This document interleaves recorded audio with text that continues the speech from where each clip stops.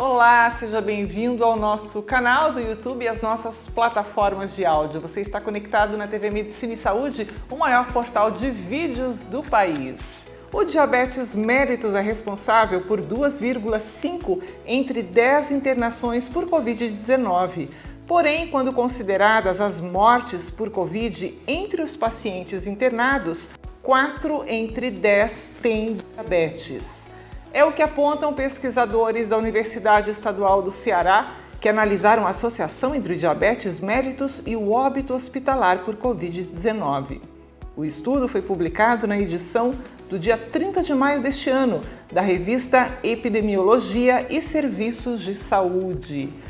Para analisar o impacto dessa informação, eu recebo aqui no estúdio um médico endocrinologista, Dr. Lucas Kleckner de Andrade, do Centro Médico Gastroclínica. Seja bem-vindo, doutor. Tudo bem? Muito obrigado, Soraya. Tudo bem? Muito obrigado pelo convite para falar um pouquinho sobre essa especialidade que é a endocrinologia. Legal. Dr. Lucas, considerando esse estudo que a gente acabou de falar, o diabetes aumenta em 15% as taxas de óbitos em pessoas internadas por Covid-19. Por que isso acontece? E qual o principal fator ou fatores atribuídos às complicações da Covid em diabéticos? Basicamente, o diabetes é uma doença sistêmica inflamatória. E, ao mesmo tempo, a Covid também é. Então, nós temos aí que é uma doença que vai provocar lesão em órgãos e sistemas do nosso organismo, sendo que os principais são cérebro, coração, rins e vasos sanguíneos em geral. O que acontece é que quando uma pessoa que já tem diabetes e já tem os órgãos fragilizados, adoecidos, contrai Covid, a Covid tem uma facilidade maior de provocar lesões mais agudas, mais intensas, mais agressivas nessa pessoa, e isso faz com que acabe desenvolvendo formas mais graves da doença. Então, pode acabar desenvolvendo um quadro de insuficiência cardíaca, insuficiência respiratória, alterações neurológicas, e tudo isso leva a uma maior chance de internação, intubação e até morte. Um dado curioso é que é uma via de mão dupla, essa relação entre Covid e diabetes. Não é só diabetes que aumenta o risco, as formas graves de Covid. Você tem a Covid provocando piora dos quadros de diabetes. Então a gente tem percebido muito desde o início da pandemia que algumas pessoas que não tinham diabetes, mas já tinham uma predisposição,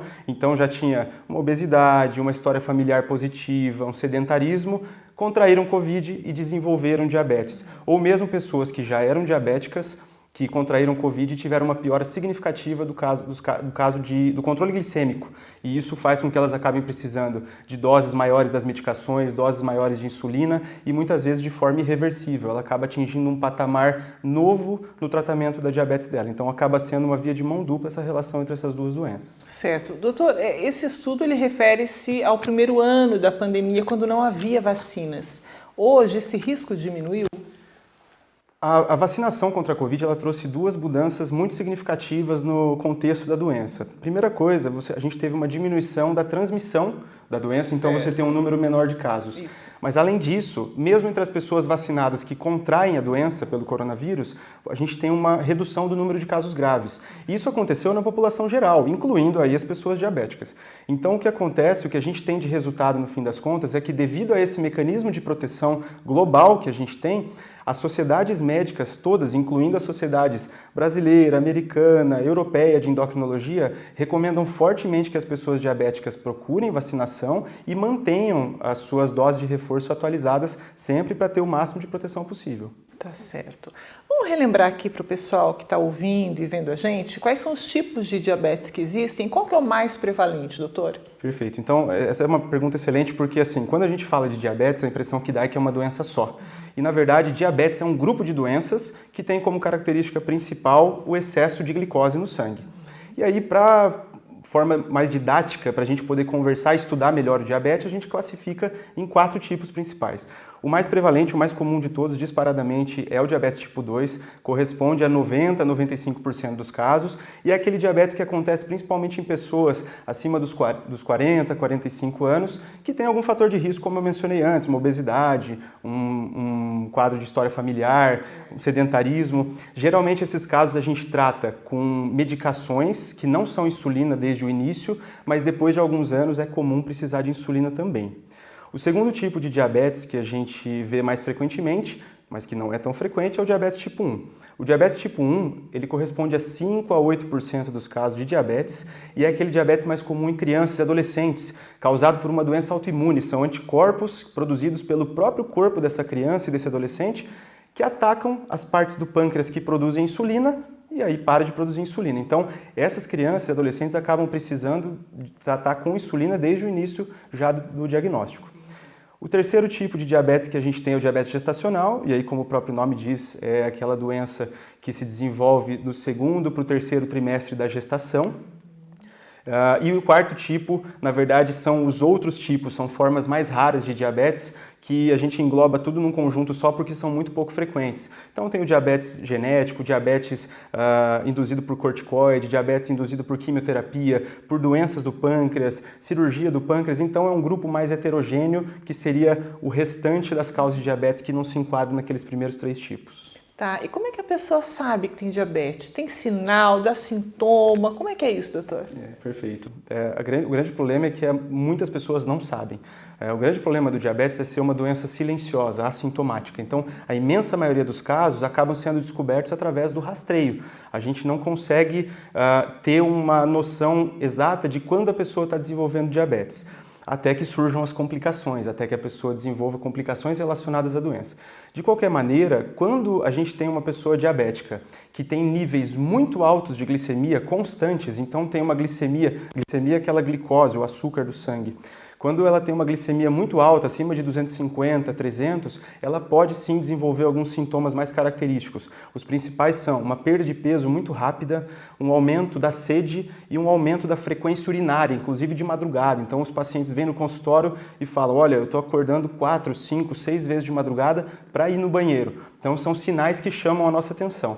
Agora, isso não é comum e realmente é uma doença muito silenciosa. Bom, você comentou agora há pouco o tratamento indicado para alguns tipos de diabetes, né? Mas como que é feito o diagnóstico, doutor?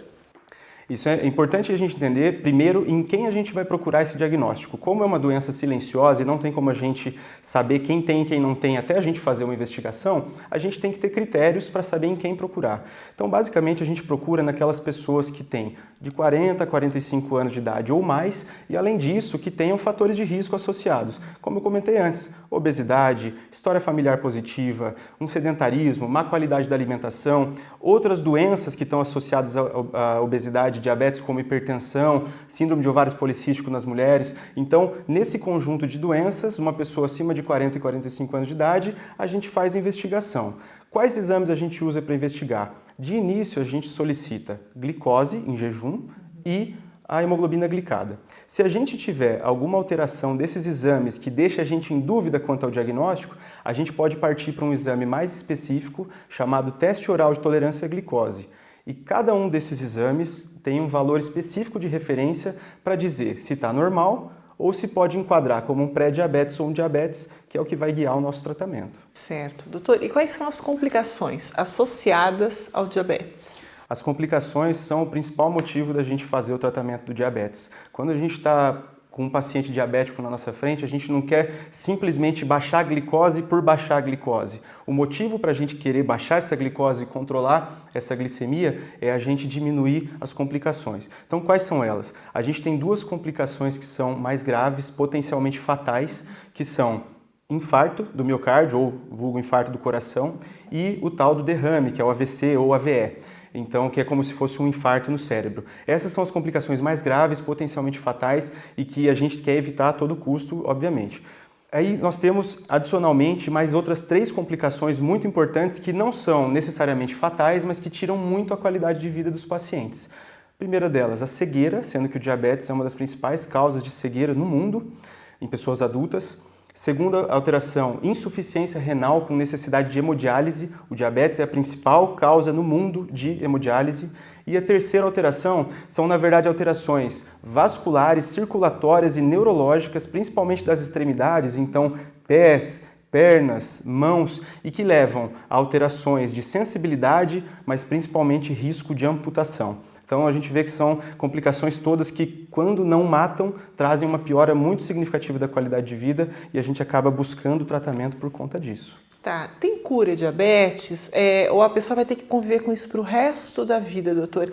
E aí você falou, eu fiquei pensando aqui quanta coisa pode ser evitada fazendo um controle, né, acompanhando a importância do check-up, a importância de ir ao médico, de investigar, mesmo que você não sinta nada, principalmente nessa faixa etária que o doutor Lucas comentou, porque é muito sofrimento passar por essas doenças, né, doutor? Muito sofrimento. Infelizmente, a gente acaba vendo na nossa rotina do dia a dia de consultório muitos pacientes que acabaram descobrindo o diabetes tardiamente ou então que acabaram negligenciando um pouquinho o cuidado que deveriam ter com o diabetes e permitiram que o diabetes fosse fazendo as lesões que ele gosta de fazer, que são essas complicações que eu mencionei agora. E muitas vezes acabam chegando para a gente no momento em que já é tarde, no momento em que a gente não consegue mais evitar as complicações. Mesmo nesse momento, é importante tratar porque a gente consegue evitar a piora, mas infelizmente acaba sendo um momento mais tardio. Sobre a questão de ter cura ou não, falando aí do diabetes tipo 2, que é o mais prevalente disparadamente na população, não existe cura. O diabetes é uma doença crônica. O que significa uma doença crônica? É uma doença que tem duração prolongada, indefinida e que a gente não cura, a gente apenas controla.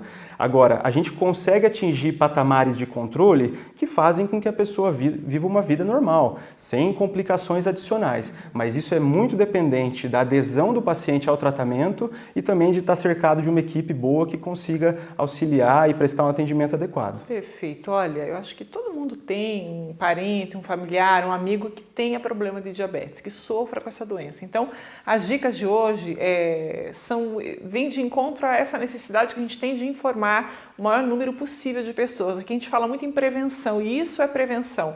Começa pela informação. Aí você pode mostrar esse vídeo para alguém da sua família, para um amigo, vai lá, manda o link, cutuca um pouquinho porque vale a pena.